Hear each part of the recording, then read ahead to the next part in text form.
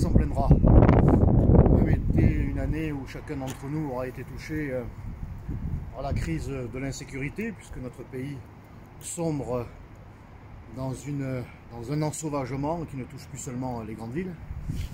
Chacun d'entre nous aura été touché par une crise économique et sociale. Notre pays vient d'atteindre les 10 millions de pauvres. Chacun de nous aura été touché par la crise identitaire avec une immigration délirante qui entraîne évidemment un communautarisme et son aboutissement ultime qui est l'islamisme militant, l'islamisme sanglant. Nous avons atteint, je crois, 271 morts depuis quelques années, tous victimes de la barbarie islamiste. Crise sanitaire due au Covid, une crise que le gouvernement n'a pas su appréhender. Le gouvernement et un président de la République qui ont fait preuve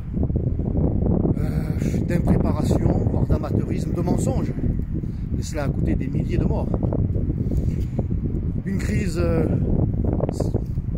autoritaire, un président qui, n'ayant aucune autorité, sombre dans l'autoritarisme. Lui qui devrait être le garant de la liberté. 2020 aura été l'année de privation, en tout cas d'attaque insupportable envers nos libertés économiques. Je pense à nos restaurateurs, aux cafés, aux bars, liberté individuelle, puisque nous sommes de plus en plus incarcérés, sans aucun effet d'ailleurs sur la situation sanitaire. Liberté démocratique, le Parlement aura été, je suis quand même assez bien placé pour le savoir, aura été méprisé par le gouvernement et par le président.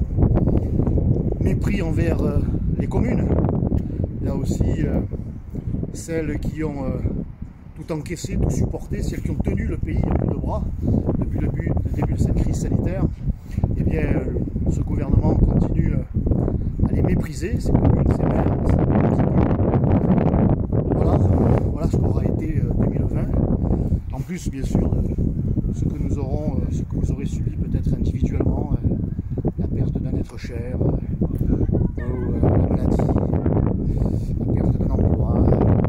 Chacun aura son expérience personnelle douloureuse, mais que vous souhaitez pour 2021, si ce n'est que cette page soit définitivement tournée et que nous puissions tous retrouver nos libertés individuelles, nos libertés économiques, nos libertés démocratiques, et que nous puissions vivre à nouveau, que nous puissions retrouver les nôtres, que nous puissions retrouver Marseille pour les Marseillais, retrouver la France, retrouver nos familles, retrouver nos amis, vivre, voilà ce que je vous souhaite pour 2021, vivre, soyez vivants, prenez soin de vous, prenez soin de Marseille, prenez soin de votre ville, pour ceux qui n'ont pas la chance d'habiter ici, prenez soin de la France, en prenant soin de la France, vous prenez soin de vous.